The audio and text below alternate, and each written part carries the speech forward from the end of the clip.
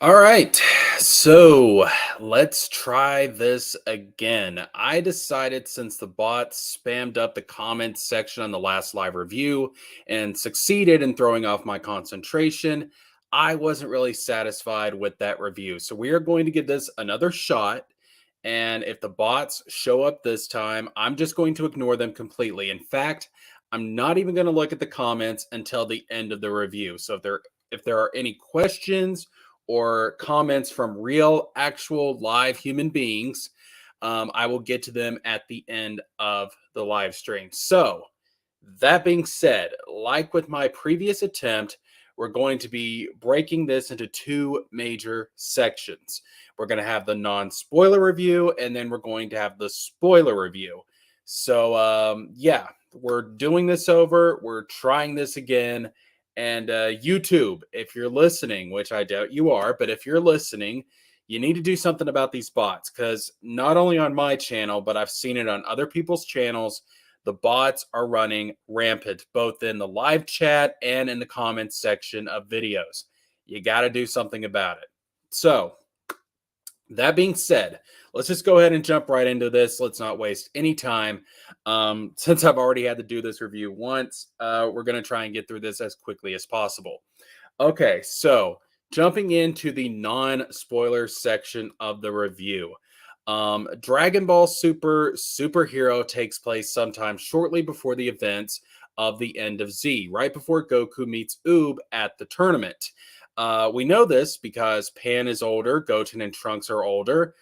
So that means that this movie is obviously after the Broly film, after the Moro arc, after the Granola arc, after anything that we've seen in Dragon Ball Super so far, which is good because we've been stuck in this whole 10-year time gap between the fight with Kid Buu and the end of Z. And anything that gets us to the end of Z faster is great. I'm ready for us to get to that point. And to be honest, I'm ready for us to get beyond that point so that we are finally in unknown territory as far as what can and cannot happen in the series. And we're not restricted by the end of Z. Now, some people to this day will say, well, doesn't that just lead us into Dragon Ball GT? And no, it does not, because GT is not canon to the Dragon Ball Super timeline. GT is kind of its own separate thing in its own continuity. So, no, it's not. Once we get to the end of Z, we are out of the canon timeline and we are in completely new territory that has not been covered yet. Um, so, this movie gets us closer to that point, and that's already a net positive for the film. So let's dive into the plot of Dragon Ball Super. I'm going to give a quick summary of it, non-spoiler summary of this movie, and then we'll dive into the spoiler section. So Dragon Ball Super Superhero sees the return of the Red Ribbon Army under the command of Magenta, the son of Commander Red, the former leader of the army, aided by Carmine, who is a typical henchman character, but does have some, pretty comedic moments. In fact, the comedy in this film is really, really good.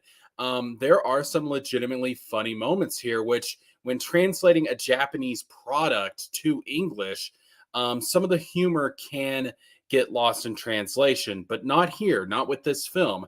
The funniest part of this movie, I think, is when Bulma shows up with Trunks, Goten, Android 18, and Krillin right before the final battle, and Bulma says, I brought the Earth's mightiest warriors. Oh, and Krillin too, which got a huge reaction from the crowd.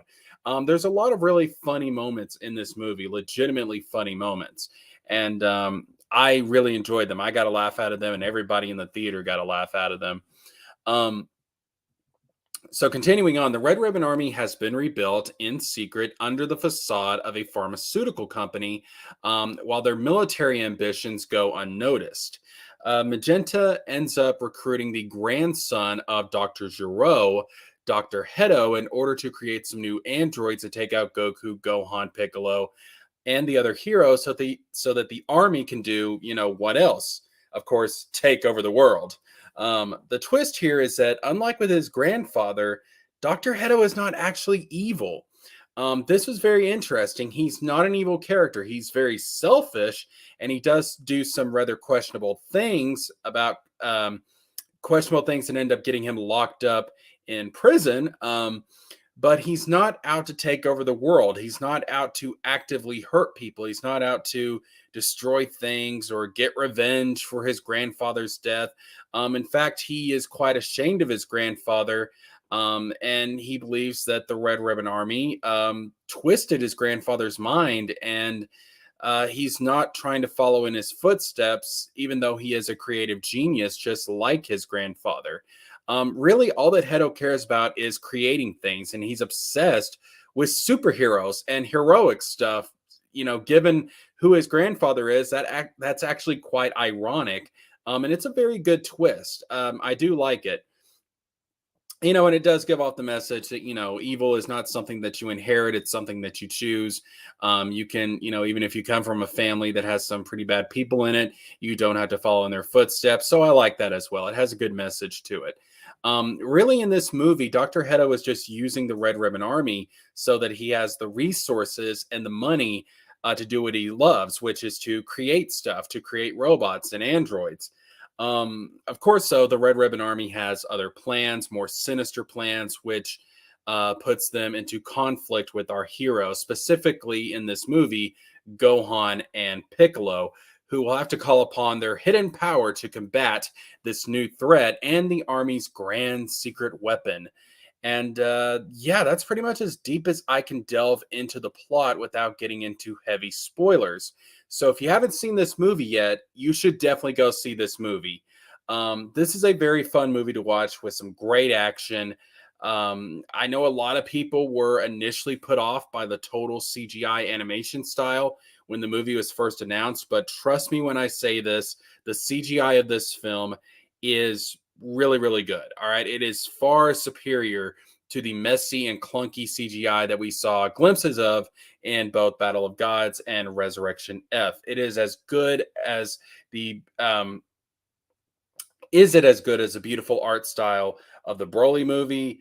No, I would say not. But for this style, for this movie, superhero is still really engaging. It makes for some pretty awesome fight scenes, in spite of the CGI art style. And I think it's rather unique, and I think they do pretty well with this. I saw recently a clip of how they were designing this movie, how they actually went about creating this art style and using the CGI in the film. They started out with 2D rough sketches, and then they eventually like overlaid the CGI over the rough sketches. And it was actually a pretty interesting process for how they got to the final product of this movie.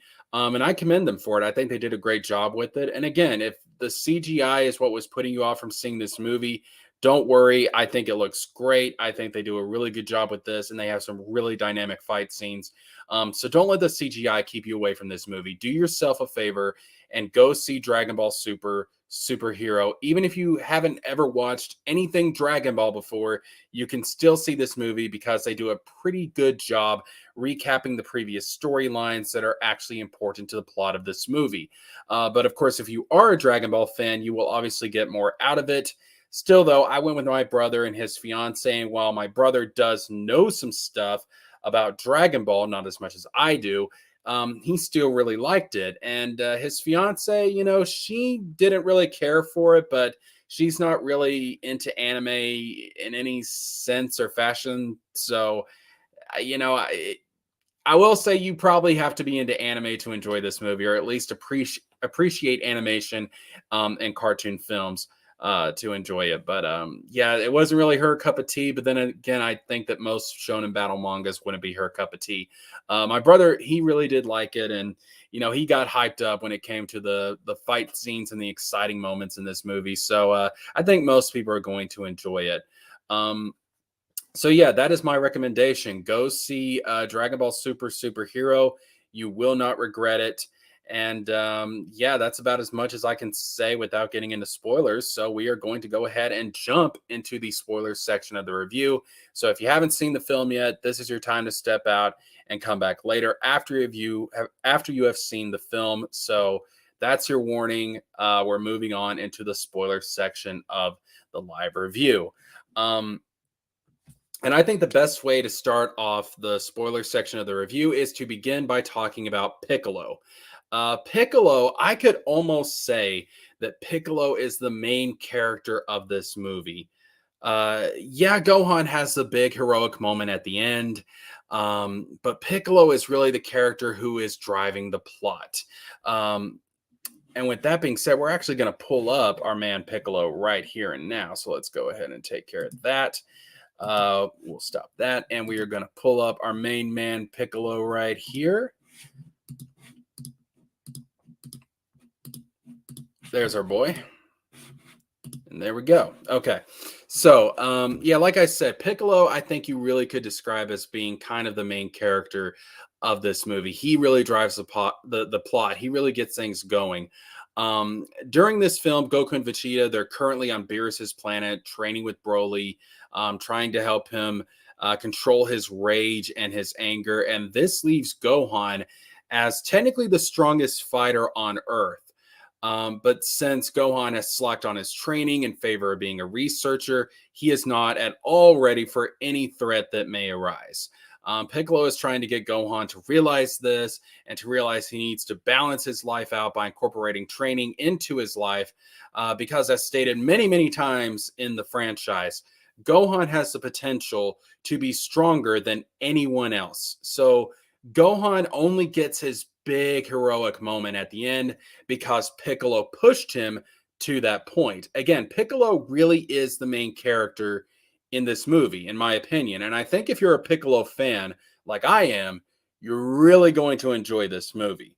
Um, so before too long, Piccolo is attacked by one of Dr. Heto's new androids, that being Gamma 2, and a fight ensues that leads Piccolo to infiltrating the secret headquarters of the Red Ribbon Army and discovering the Army's secret weapon, a brand new model of Cell based on the blueprints of the original Cell, but much improved in terms of power and strength, that being Cell Max. However, Cell Max is not yet complete. His brain is not yet complete. Which gives time for Piccolo to try and figure out a way to take this monster out for when it does eventually awaken. Now, unfortunately, due to a series of events, Piccolo is unable to contact Goku and Vegeta on Beerus's planet. He can't get Gohan to train. And so Piccolo decides to step up himself and takes on the role of being the hero. And he goes out to make himself stronger using the Dragon Balls. Hence, we get potential unleashed Piccolo and a new transformation, Orange Piccolo. Now, while potential Unleashed Piccolo was a power up that was pretty easy to understand, it's basically the same thing that Elder Guru did for Krillin and Gohan back during the Namek saga, except this time it's Shenron doing it, which I think makes sense because the Eternal Dragons are tied to the Namekians. So you can imagine that they would share similar abilities like this. So I didn't really have too much of an issue with Orange or with potential Unleashed Piccolo, because I think it really made sense with the whole Namekian dragon connection. I can see how that works out. Orange Piccolo, on the other hand, was something that I found to be a bit confusing in my initial attempt at this review. But since then, I watched a recent video from Geekdom 101. Shout out to Geekdom 101, link to his video down below. Go subscribe to him if you love Dragon Ball. Um, I checked out a video from Geekdom 101, and that video suggested that an idea for Orange Piccolo, which I find to be a really compelling idea, is that this new orange transformation is in fact the Super Namekian that has been hinted at throughout the series in prior arcs. Remember on Namek, Guru talked about the fusion of Kami and Piccolo being a Super Namek and how supremely powerful a Super Namek was supposed to be. And so we believed, based on that, that when those two did eventually fuse in the Cell Saga, that at that point they had become a Super Namek. But the idea presented in Geekdom's video is that, in truth, Piccolo only got a power up from fusing with Kami, similar to what happened when he fused with Nell, and that the real Super Namek form is in fact Orange Piccolo. It's this new transformation that he's acquired, meaning that fusing with Kami did give him the potential to become a super Namek, but it wasn't until Piccolo worked with Shenron that he could actually tap into that potential power and become a true super Namekian, which honestly, I really like that idea. All right. That's not confirmed in the movie, but I think that's a really cool idea. And this could lead to some very interesting stuff in the series later on if they bring back up the Namekian Book of Legends, which was revealed in Battle of Gods. And we discovered that this orange power up is some ancient power that Namekians had long since forgot about, and it fell into legend. And very similar to Super Saiyan, except for Namekians. And I think they could do a lot with this idea if they execute it correctly later on. So, you know, final verdict on Orange Piccolo, it opens up some intriguing possibilities, which I would love to see explored later on. In addition to the other stuff that's been hinted about the Namekians and their ancient past, such as Zalama, the dragon god, the one who made the Super Dragon Balls, and stuff like that. So, definitely a lot of potential here with Piccolo, with the Namekians. And if they're smart, the people over at Toei and the people working on Dragon Ball Super will make good use of these ideas and concepts. One can only hope. There's a lot of good setup in this movie for things that could come down the line in the series overall. But that being said, let's go ahead and move on from Piccolo, and we will talk about the Gammas, Gamma 1 and 2. Let me go ahead and pull them up real quick. And there we go. All right. So here we have the Gammas. We have the Gammas. These start out being the primary antagonist of the film, later to be replaced by Cell Max. These are the new androids created by Dr. Hedo. As far as I can tell, they're completely mechanical androids, similar to Android 16. They're not, cyborgs like 17 and 18, or even, technically Dr. Gero and Android 19, since they had brains. No, apparently these are completely mechanical androids, proper androids, you could say, similar to 16. And I think these two are great. They have a lot of charm, a lot of character. I found them to be really fun to watch. They're really likable. And just like their creator, Dr. Hedo, they view themselves as superheroes. They don't view themselves as the bad guys. They're the antagonists, but they're not the bad guys.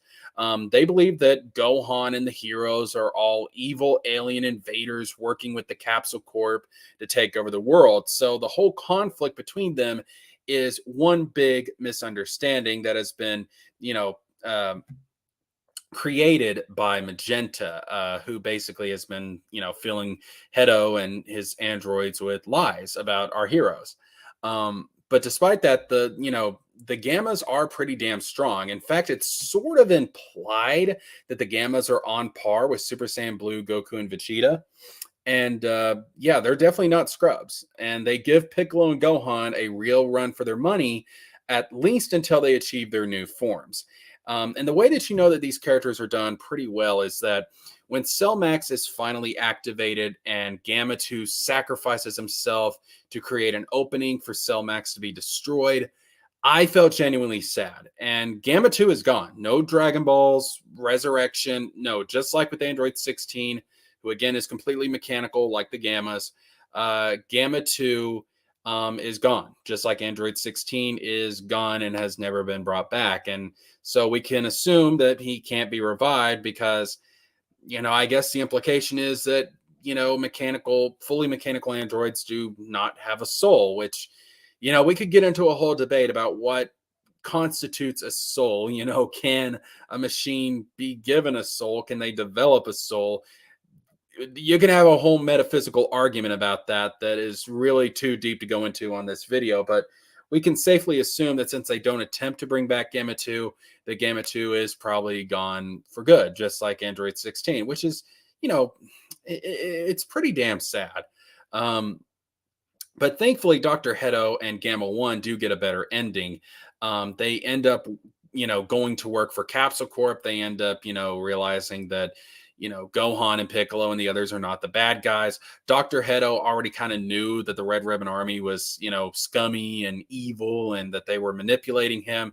But, he wanted that money, he wanted those resources to continue with his project. So he kind of just, overlooked it. And we see this later on, with Cell Max. Cell Max has this weakness where, inside of his head, the core of his head is actually a weak spot. And if you can destroy that, you can disable Cell Max.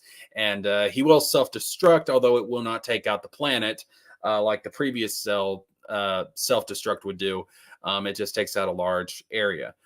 So he put in that fail safe. He put in that weak point because he knew that the Red Ribbon Army were probably going to abuse Cell Max and use him for destruction and world conquest and stuff. And so he created a weak spot where Cell Max could be taken out and could be disabled. So, Dr. Hedo was never really on board with the whole world domination thing. He just, wanted to create. But now he has the resources and the money of Capsule Corp to do that. And it kind of makes me wonder, like what kind of crazy inventions is Dr. Hedo going to come up with in the future? But yeah, between Dr. Hedo and Gamma 1 going to work for Capsule Corp, but the death of Gamma 2, it really is kind of a bittersweet ending. And overall, I thought the Gammas were done really, really well in this movie. Really enjoyed them. So yeah, since we're talking about new androids, let's talk about the big bad of the film. And that, of course, is none other than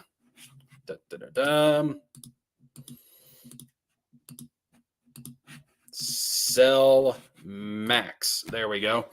All right. So Cell Max, in all honesty, has been a very divisive villain among the fandom.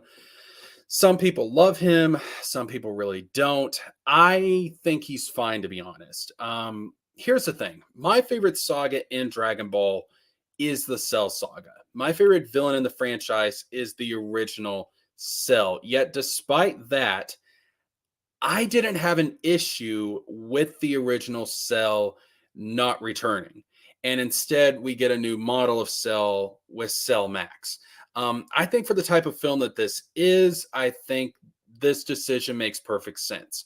I think this fits this film perfectly.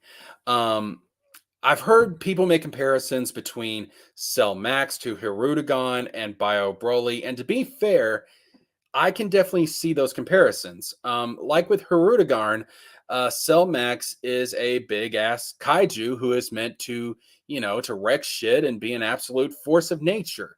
And I think just like with Hirudegarn and Wrath of the Dragon, that archetype works for this particular film. Now, like with Bio Broly, Cell Max is a creation of science. But unlike Bio Broly, it actually makes sense this time. Bio Broly was a stretch of an explanation to justify a third Broly movie for a cash grab. They killed off the original Broly in the second movie, wanted to do a third again as a cash grab, needed a way to bring him back, so they just cloned him. It was dumb. It was dumb. It was lazy. But the idea that the Red Ribbon Army would have the blueprints for the original Cell and then hire the genius grandson, the genius grandson of Dr. Gero to take those original designs and approve upon them in order to make a new Cell, a better Cell. What about that doesn't make sense?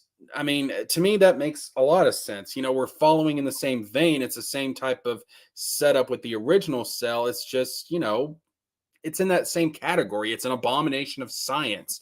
I don't see how that doesn't make sense. I'm fine with it. Now, could we have gotten a completed Cell Max with a personality and intelligence?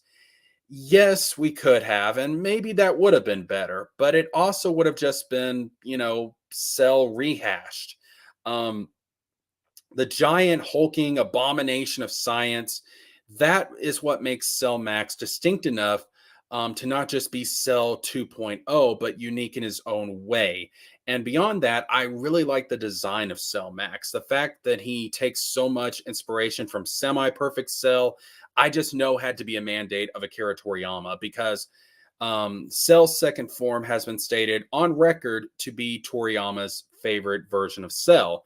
The fact that Cell Max is mostly red, I can imagine being something Magenta wanted done as part of his own ego, since obviously his favorite color would be red. And, Red Ribbon Army makes sense there, which is kind of ironic since Cell Max ends up destroying the army's base after Magenta is killed by Heto's Wasp robot, injecting him with poison.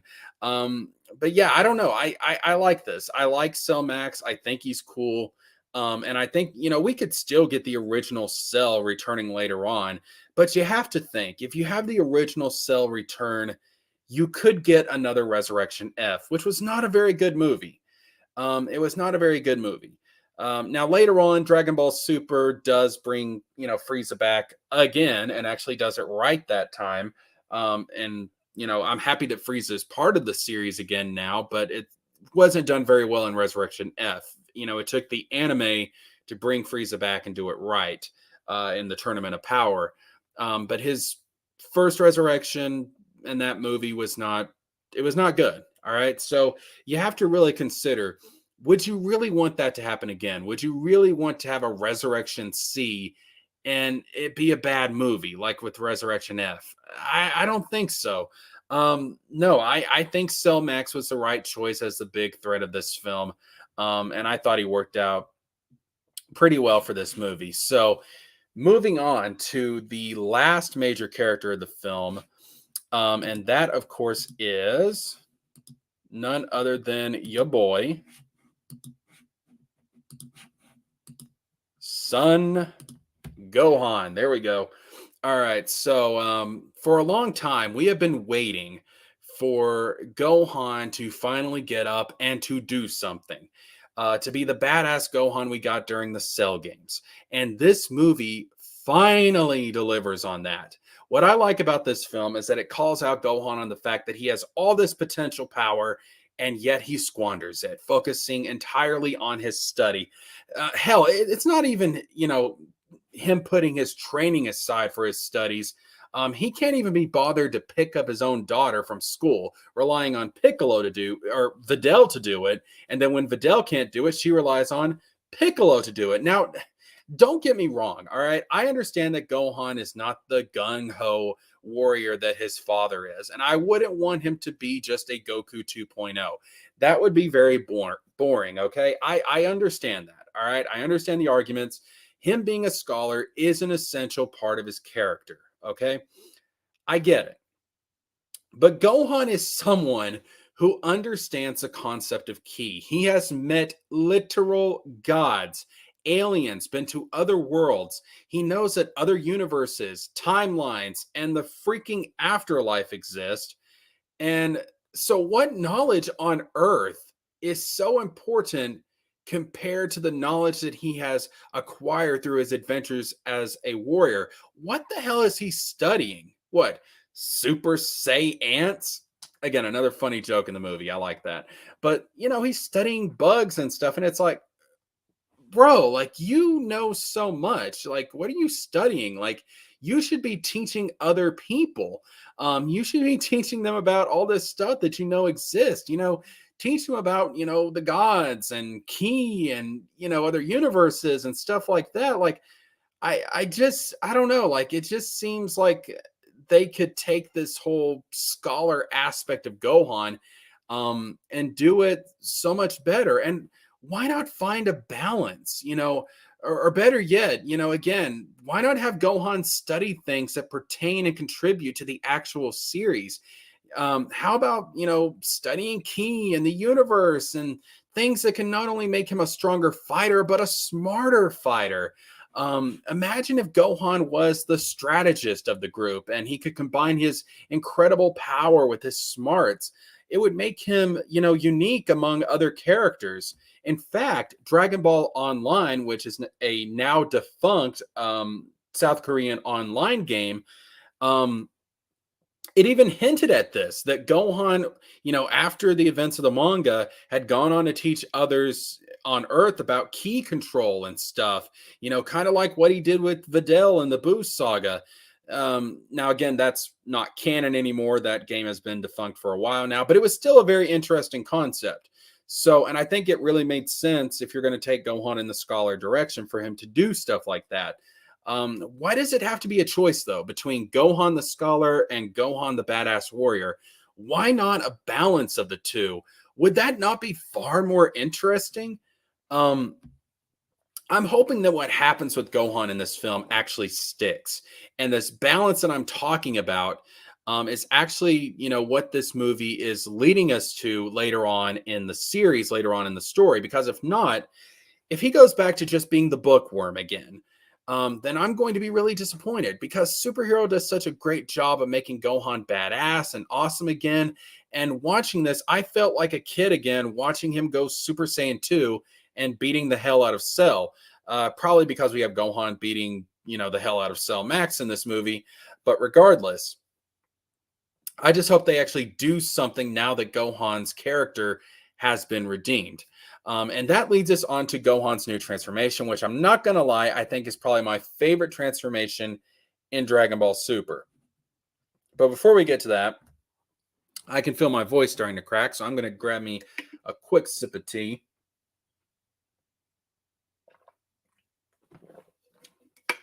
All right, there we go. So Gohan's new transformation, Gohan Beast, is the end result of Gohan's development as a fighter throughout the series. And even though the movie doesn't outright confirm what this transformation really is, I think it's pretty easy to put together the pieces. And honestly, it's a rather simplistic concept while at the same time being perfect for Gohan.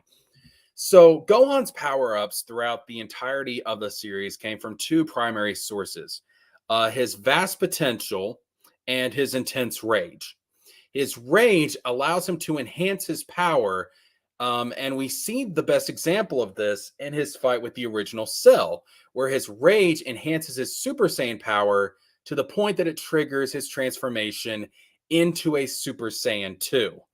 His potential power has always been extremely vast compared to other characters. And I think something does need to be made clear about the way that the potential unlockability works. Um, the ability that Guru used on Gohan and Old Kai used on Gohan, because I think a lot of people have a misconception about this ability. A lot of people have this idea that this ability is meant to unlock all of the power that you will ever be able to achieve in your lifetime. It brings you up to your lifetime peak. In other words, you are not supposed to be capable of getting any stronger, any better than this. And that's not at all how it works. All right. All those abilities do is unlock the maximum amount of power that you are capable. Oh my gosh. Wow. Tongue twister there. All that ability does is unlock the maximum amount of power that you are capable of at the time that this ability is performed. Meaning, Guru unlocked Gohan, or unlocked for Gohan, the maximum power that Gohan could achieve during the Namek saga. Elder Kai unlocked Gohan's maximum that he could achieve during the Buu saga. But as a fighter grows and evolves, their hidden potential increases as well. And thus, new depths are added to their power, which needs to be unlocked even further. It's like a pool of power that keeps expanding as a fighter continues to go along. And so, Elder Kai's technique granted Gohan a transformation, that being Ultimate Gohan, to where in the future he would be able to continue unlocking those depths on his own without needing assistance. And so Gohan, because he failed to keep up with his training, that form pretty much went to that form pretty much went to waste because of his lack of training. Until we get to this movie, Gohan uses his rage as the key to unlock the new depths of his power. And in doing so, the rage has enhanced his ultimate form, triggering an evolution of it into the form of Gohan Beast. If I were to simplify it, take what the Rage Boost did to Super Saiyan in order to make Gohan go to Super Saiyan 2 in the Cell Saga and now apply that same principle to his ultimate form, and that is Gohan Beast. That's essentially what it is. It is truly the culmination of everything that Gohan has been through up to this point, built upon his previous developments as a fighter. And because of that, Gohan Beast is the next natural evolution of Gohan as a warrior. And that's why I love this form so much. Now, given I actually think the original name of this form, Final Gohan, is a bit more appropriate, but the form itself is fantastic. At this point, I would say that Gohan is probably in the same tier as Ultra Instinct Goku and Ultra Ego Vegeta. And just like Gohan said during the Tournament of Power, he wanted to develop as a warrior in his own way. And this is the end result of that. I love this form for what it represents for Gohan as a character. And honestly, at this point, I'm just waiting for an action figure of Gohan Beast. I'm going to be picking that up ASAP. But Gohan is back in the game as far as I'm concerned. And let's just hope it stays that way. And the writers don't let this movie, they don't let what this movie has done for Gohan go to waste. Um, Also, him finishing off Cell Max with a special beam cannon was a really nice touch. All right, he could have done the Kamehameha, but he did it with a special beam cannon. And you can go ahead and insert your Piccolo is Gohan's real dad joke here if you want to. So, with that being said, what else is left to talk about in the movie? Um, Let me go ahead and pull up the original screen for this. Um,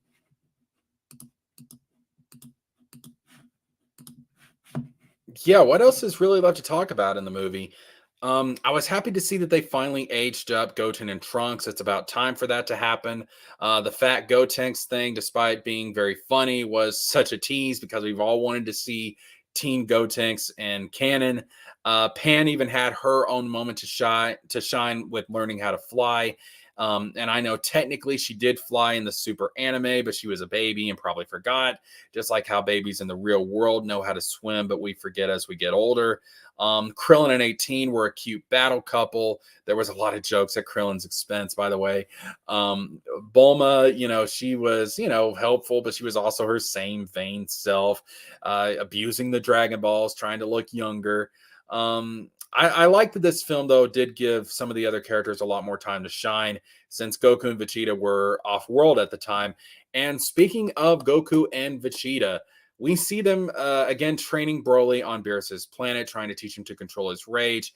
And I'm really curious to see how Broly is going to play a role in the future of the franchise. One of the best things that the Broly movie did was, to make Broly a much more interesting character and an actual good guy. And also, what was really funny was the fact that Beerus has this huge crush on Chili. That was hilarious. I did not see that coming because when you think of Beerus, you really think of him being an asexual character, that he wouldn't have any sort of attraction to anyone. But, apparently, as we says, Beerus does have a type. Um, and that was very funny. And I kind of want to see a fight between Broly and Beerus to win the heart of Chili. That would be funny as well. What was also funny is that Goku and Vegeta have a sparring match, and Vegeta comes out the winner. Now, given there's some stipulations to this. First of all, they're in their base forms, and it's obviously not a serious match, but it was comical nonetheless. It was nice, all right, and it was a nice way to cap off the movie as a post-credit scene. And I think that really is it. I don't think there's really anything else I can say about this movie. My final verdict is that this was a really good Dragon Ball movie. I had a lot of fun with it. Do I like it more than the Broly movie? Probably not, but I think I like it just as much, but for different reasons. Broly was a beautiful movie in terms of art and animation, and the action was top notch. But I feel like Superhero had more heart and more character and more charm. And I think it did a lot to redeem the characters of Piccolo and Gohan. And so, because of that, I kind of put it on equal footing with the Broly movie, but just for different reasons. And lately, Dragon Ball Super has been on a roll.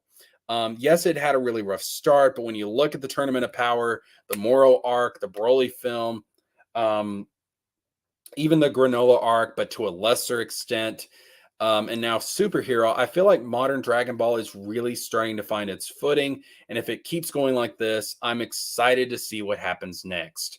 All right. But that being said, tell me what you thought of this movie. What did you think of Dragon Ball Superhero?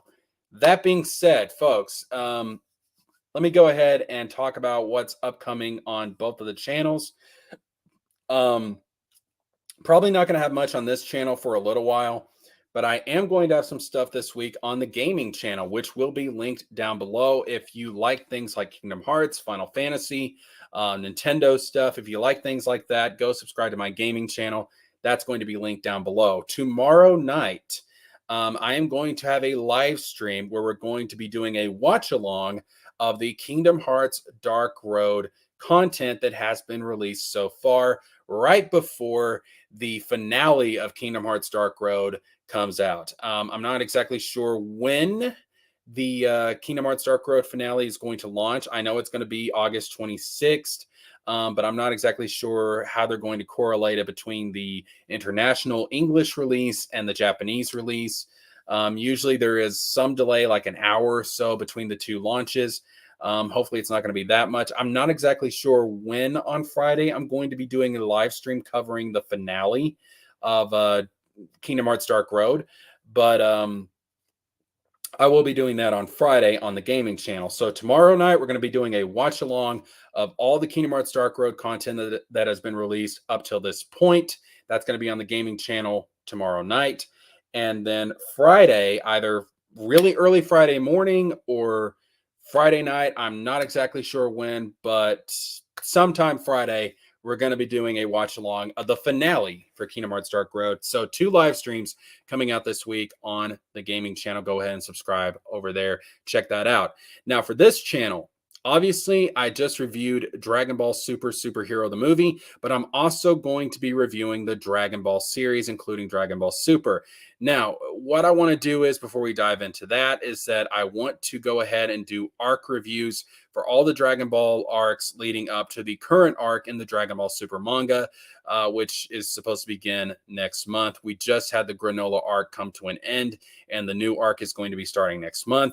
But I want to do arc reviews for every other arc leading up to this one. So that means I'm going to be reviewing the Emperor Pilaf arc. I'm going to be reviewing the tournament arc, Red Ribbon Army, Tien Shinhan, Piccolo Jr., King Piccolo arc, Saiyan arc, Frieza arc, Cell arc, Boo arc, Battle of Gods, Resurrection F, Tournament of Destroyers, Goku Black, Tournament of Power, the Broly movie,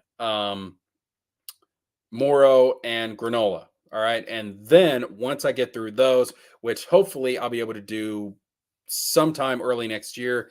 If I start it this year, I can hopefully get through that sometime early next year. Then we're going to start doing monthly reviews of the Dragon Ball Super manga. Now, as far as other anime content go, if you like Bleach, please subscribe to the channel, because I'm also going to be doing, in the next couple of weeks, I'm going to be doing arc reviews for Bleach leading into the premiere of the anime for Bleach, the Thousand Year Blood War arc. So I'm going to be doing that as well. And trust me, Bleach is significantly easier to get through and review compared to Dragon Ball, which has a lot more content to it. So we're going to be doing that coming up very, very soon. So subscribe if you like Dragon Ball and you like Bleach. And if you like comics, we're going to be doing stuff about comic books, Marvel and DC. And we're also going to be doing some other movie stuff, Star Wars, Harry Potter, things like that. Just a whole bunch of cool stuff, a lot of pop culture stuff. So if you like that stuff, subscribe to this channel. If you like gaming, subscribe to the gaming channel. Again, will be linked down below. And yeah, that is going to wrap it up, ladies and gentlemen. Tune in to the gaming channel tomorrow for our Kingdom Hearts Dark Road recap watch along stream. That's going to be tomorrow night. And tune in Friday on the gaming channel for our Kingdom Hearts Dark Road finale watch along live stream. But yeah, that's it. Thank you guys so much for watching. That's going to wrap this one up. Again, give me your thoughts on Dragon Ball Superhero. I loved it. And thankfully, we did not have the bots invading this time. Thank God. That is super freaking annoying. But no bots this time. Thank God. So I would say it's a much better stream. Very successful. Thank you guys for watching, and thank you guys for watching after the fact. And I will see you in the next one. Again, subscribe to the gaming channel. We got some content coming tomorrow. Kingdom Hearts Dark Road, live watch along. But yeah, thank you guys for watching. And this is Jesker James with the Z, signing out.